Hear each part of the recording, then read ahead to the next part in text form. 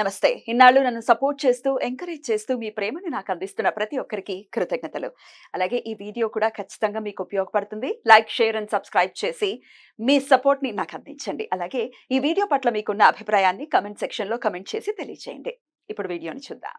జ్యోతిష్య శాస్త్రం ఒక అద్భుతం. వేదాంగమైన జ్యోతిష్య శాస్త్రం అనేటువంటిది మానవ జీవన గమనానికి ఒక వరం. జ్యోతిష్య శాస్త్రం నీ జీవితంలో వెలుగునింపే ఒక భాష.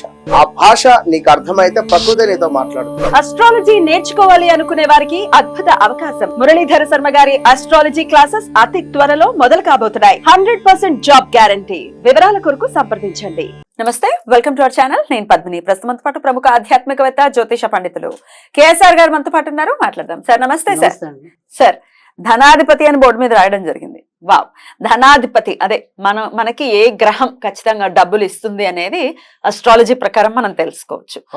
అయితే శుక్రుడు ఒకవేళ డబ్బులు ఇస్తున్నాడా, బుధుడు ఇస్తున్నాడా, ఎవరిస్తున్నారు అనేది తెలుసుకుని ఖచ్చితంగా తద్వారా ఆ గ్రహాది దేవతని కొలిస్తే గనక ఏమైనా డిఫరెన్స్ ఉంటుందా?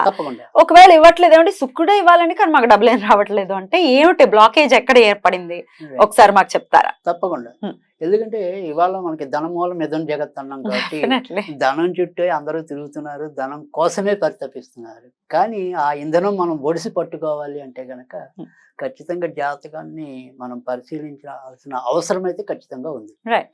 సో ప్రతి రాశికి ఎప్పుడు కూడా ఆయా రాశులు బట్టి లేదా ఆయా లగ్నాల బట్టి ఈ ధనాధిపతి అనేది మారటం అనేది ఉంటుంది. సో పైగా ఆ ధనాధిపతి ఎలాంటి స్థితిగతులు బట్టి కూడా ఎంత సంపాదిస్తాడు లేదా సంపాదించే దాంట్లో అన్యాయ అక్రమం తెలుస్తుందా? Right, black money. సో అలాంటివి ఉన్నాయా లేదా ఇలాంటివన్నీ కూడా మనకి ఆ ధనాధిపతి కొలువు తీరిన స్థానం బట్టి ఉంటుంది. సో అయితే అవన్నీ చెప్పాలి అంటే కనుక లోపల ఇంకా కొద్దిగా విస్తృతంగా ఉండాలి. బట్ ఇప్పుడు మనం మటుకు తెలుసుకోవాల్సింది ఈ రోజు వరకు ఏంటంటే అసలు ధనాధిపతి ఆయా రాశికి ఎవరు? రాశి యాక్చువల్గా లగ్నం. సరే, లగ్నం మొదటి నుంచి మనం ఎప్పుడు కూడా అన్ని వీడియోలో కూడా అదే చెప్తున్నాం. లగ్నం తెలిసిన వాళ్ళకైతే కనుక ఫస్ట్ ప్రిఫరెన్స్ దానికే ఇవ్వాలి. లగ్నం తెలియని వాళ్ళు రాశిని బట్టి ఇవ్వండి. రెండు తెలిస్తే వాళ్ళు ఇంకా మహానుభావులు.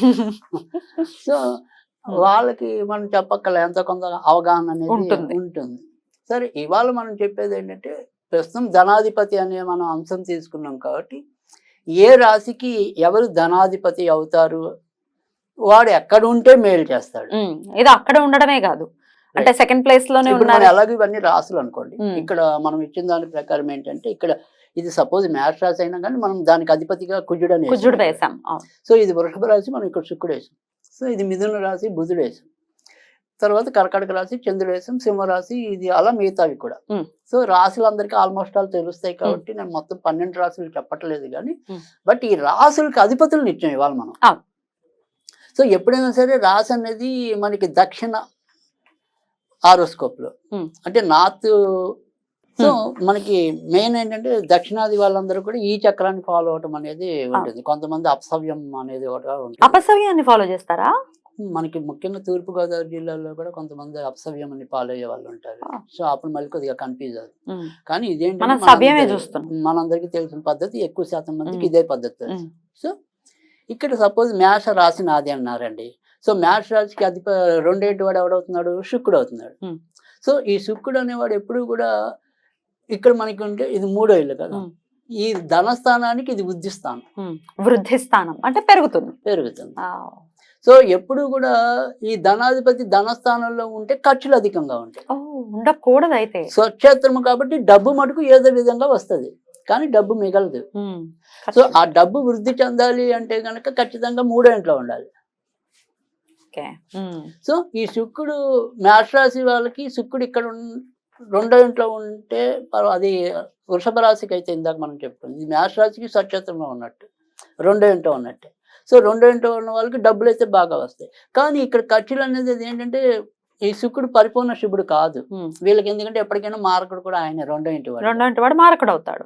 సో కనుక ఇక్కడ ఏంటంటే ఆడవాళ్ళ రూపేణా ఎక్కువ ఖర్చులు అవుతాయి వీళ్ళకి, మేషరాశి వాళ్ళకి. ఓకే. లేదా ఆడవాళ్ళకి చీటికి మాటికి వాళ్ళ కాస్మెటిక్స్ కోసం చీరల కోసం ఎక్కువ ఖర్చు పెట్టాల్సిన అవసరం వస్తుంది. సో అందుకని ఆ రకంగా కొంతవరకు ఇబ్బంది ఉంటుంది. కానీ స్వచ్ఛత్రం కాబట్టి డబ్బులు అయితే ఏదో విధంగా వస్తాయి. రైట్. కానీ ఇదే శుక్రుడు ఇక్కడ 3వ ఇంట్లో ఉంటే అప్పుడు ఖచ్చితంగా మంచిది ఉంటుంది. ఏ రకంగా మంచి ఉంటుందంటే ముఖ్యంగా వీళ్ళు ఏదైనా సరే కాంపిటేటివ్ ఎగ్జామ్స్ గనక ప్రిపేర్ అయితే అక్కడ విజయం లభించడంతో పాటు గవర్నమెంట్ జాబులకు ఎవరైనా ప్రిపేర్ అయితే కనుక అంటే ప్రభుత్వ సంపాదన తినే అవకాశాలు ఉంటాయి. అర్థమైంది కదా. తర్వాత రెండోది వచ్చేప్పటికి ఏంటంటే ఇది బుధ క్షేత్రం కాబట్టి ఏదైనా సరే స్వయం వృత్తుల్లో ఉన్న వాళ్ళకి కూడా లాభం ఎక్కువ ఉంటుంది. అంటే డాక్టర్ అవటం బిజినెస్ సెల్ఫ్ ఎంప్లాయిడా. సో అంటే ఏదైనా సరే చార్టెడ్ అకౌంట్లు అనుకోండి, లాయర్లు అనుకోండి, అలా స్వయం వృత్తులు ఏవైతే ఉంటాయో వాటి ద్వారా ఆర్జన చేయడానికి అయితే ఉంటాయి. సో మనకి ఇది మంచిదే. తర్వాత కర్కాటకం 4వ ఇల్లు అయితే భూములు అంటే వారసత్వ ఆస్తులు ఉంటాయి. సో వారసత్వ ఆస్తులు అమ్ముకుని ధనాన్ని కూడబెట్టడం అనేది ఉంటుంది. అదే ఇక్కడ పంచమంలో ఉన్నాడు ఇది శుక్రుడు. కానీ పంచమంలో ఉంటే కనుక పిల్లలు పుట్టేదాకా ఇబ్బందులు ఎదుర్కొంటారు. పిల్లలు పుట్టాక కలిసి వస్తుంది. పిల్లలు పుట్టే కొంతమంది మాకు అబ్బాయి పుట్టాక కలిసి వచ్చిందండి అంటుంటారు. సో అలాంటి వాళ్ళకి ఇక్కడ ఉంటే కలిసి వస్తుంది. ఇంకా 6వ ఇల్లు మాత్రం ఇది పైగా ఏదైతే మ్యాటర్ శుక్రుడు నేచస్థానం కాబట్టి ఇక్కడ వీళ్ళ డబ్బంతా కూడా అన్యాయంగా సంపాదించడమైనా ఉంటుంది, లేదా ఉన్నట్టుండి ఆకస్మికంగా మొత్తం పోగొట్టుకోవటమైనా ఉంటుంది. అంటే ఏదైనా సరే మనం ఏమంటాం ఈ బెట్టింగ్లు అనుకోండి, ఇలాంటి తొందరపాటు చర్యలతో పాటు చేసుకోవటం అనేది కూడా ఇక్కడ ఉంటుంది. కనుక ఇది అంత శుభక్షేత్రం కాదు. మేష రాశి వాళ్ళకి కన్యా రాశిలో ఉండకూడదు శుక్రుడు. ఓకే. ఇక తులారాశి, ఈ తులారాశిలో ఉంటే కూడా కొంతవరకు ఇబ్బందులు ఉంటాయి. ఏ రకంగా ఇబ్బందులు ఉంటాయి అంటే స్వక్షేత్రం కదా ధనాధిపతికి కదా. కానీ అయినప్పటికీ కూడా ఇక్కడికి వచ్చేప్పటికి ఎందుకు ఇబ్బందులు ఎక్కువగా ఉంటాయి అంటే కనుక ఇది సాధారణంగా ఈ సమసప్తక స్థానాలు కదా. ఈ సమసప్తక స్థానాల్లో ఎప్పుడు కూడా ఈ మేష రాశి వాళ్ళు ఇతరులతో పార్ట్నర్షిప్ చేసి పాటు చేసుకోవటం. సో ఏదైనా సరే పార్ట్నర్షిప్ వ్యవహారాలకు దూరంగా ఉంటే ప్రయోజనం ఉంటుంది. కానీ ఎప్పుడైనా సరే ఇక్కడ శుక్రుడు ఉన్నాడు అంటే కనుక ఆ పార్ట్నర్షిప్ వ్యవహారాలని పాటు చేస్తాడు. ఓకే. సో అందుకని ఇక్కడ ఉండకూడదు. తర్వాత ఇక్కడైతే అసలు ఉండకూడదు.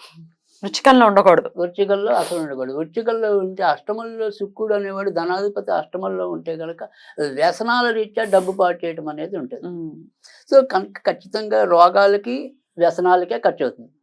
కనుక ఇది కూడా కరెక్ట్ ప్లేస్ కాదు. కానీ ఇది ఎప్పుడు కరెక్ట్ ప్లేస్ అవుతుంది అంటే కనుక ఈ బ్యాంకింగ్ రంగంలో ఉన్న వాళ్ళు కానీ ఎల్ఐసి అంటే వ్యాపార లావాదేవీలు ఉంటాయి కదా, ఆ వ్యాపార లావాదేవీలు నిర్వహించే సంస్థల్లో అయితే వీళ్ళకి ఖచ్చితంగా ఉద్యోగం వస్తుంది.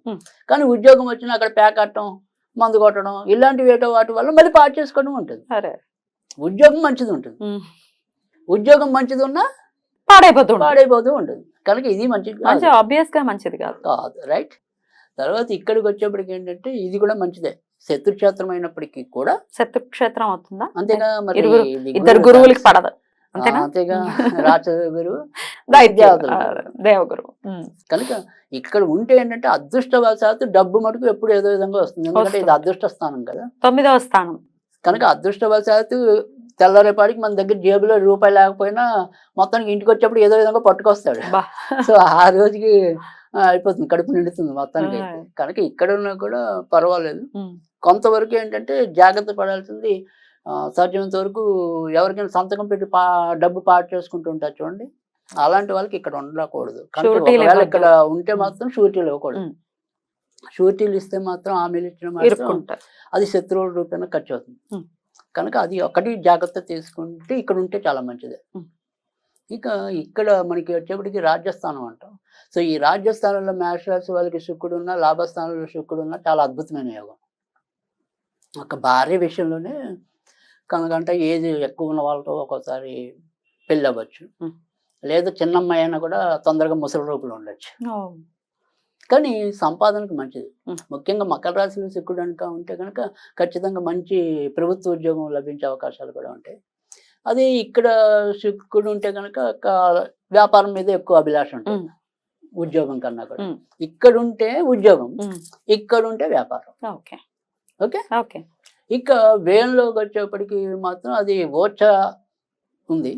కానీ అది శుక్రుడికి ఓర్చ కాబట్టి మేష వరకు ఏంటంటే కొద్దిగా ధార్మిక సందర్శనలో డబ్బు ఎక్కువ ఖర్చు పెట్టడం అనేది. అలా అవుతుంది. సో కొద్దిగా అంటే ఉపయోగపడే ఖర్చులు ఉంటాయి, కొన్ని పాడు చేసే ఖర్చులు ఉంటాయి. అలా కాకుండా ఇక్కడ శుక్రుడు ఉంటే మాత్రం ఉపయోగపడే ఖర్చులు ఉంటాయి. కానీ ఆయన మళ్ళీ వీళ్ళకి సప్తమాది కాబట్టి అక్కడ ఉంటే ఒకసారి చిన్న వయసులో భార్యను పోగొట్టుకునే అవకాశాలు ఉండొచ్చు. కనుక వీళ్ళు ఎప్పుడు కూడా కొద్దిగా అక్కడ శుక్రుడు ఉంటే మాత్రం లేట్ మ్యారేజ్ చేసుకోవాలి. లేట్ అంటే ఎన్నేళ్లకి? మా లెక్కలో మగాళ్ళు అయితే కనుక ఖచ్చితంగా 28+, ఆడవాళ్ళు అయితే 24+. అబ్బా అది లేటా? యాక్చువల్ గా అది చాలా తొందరగా తెలుసా? ఇప్పుడు రోజులు బట్టి మేము అదే ఒకప్పుడు అంటే మనం ఆడవాళ్ళని 16 ఏళ్ళకే అమ్మాయిలు కదా. సో ఇప్పుడు కొంతవరకు దాని లేట్ అంటే ఇంకా లేట్ అయితే మంచిదే. రైట్. సో ఇలా మేషరాశి వారికి పర్టికులర్ గా శుక్రుడు ఇస్తూ ఉంటాడు డబ్బులు. మరి ఎక్కడుంటే ఎలా ఇస్తారు అనేది చెప్తూ ఉన్నారు. అయితే ఏమంటే మీరు చెప్పిన స్థానంలోనే ఉన్నారు కానీ రావట్లేదు, సమ్ బ్లాకేజ్ ఉంది అని అంటే వీళ్ళు చేసుకోవాల్సినటువంటి పరిహారం ఏంటి? రైట్. అంటే ఇక్కడ మనకి ఏంటంటే ఇందాక మీరు చెప్పిన కారణంలో ఏదైనా సరే శుక్రుడు వాళ్ళు ఉండవలసిన ప్లేస్ లో ఉండి మనం చెప్పిన విధానంలో రాలేదు అంటే కనుక ఖచ్చితంగా వాళ్ళకుంటే మిగతా గ్రహాల దృష్టి ఉండొచ్చు.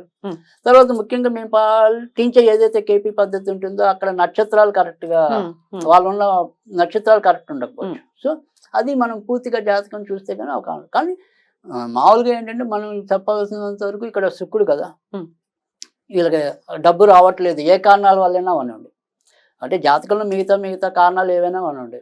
సో బేసిక్ గా ఏది చేస్తే మంచి జరుగుతుంది, ఏం చేస్తే డబ్బులు రావడం అనేది జరుగుతుంది మేషరాశి వారికి కదా. శుక్రుడు కాబట్టి ఖచ్చితంగా ఇక్కడ మనం ఏంటంటే మగాళ్ళు అయితే కనుక ఖచ్చితంగా ఎంతో కొంచెం అప్పుడు కూడా శుక్రుడు సంతృప్తి చెందడం అనేది ఉంటుంది. బ్యూటిఫుల్ అండి.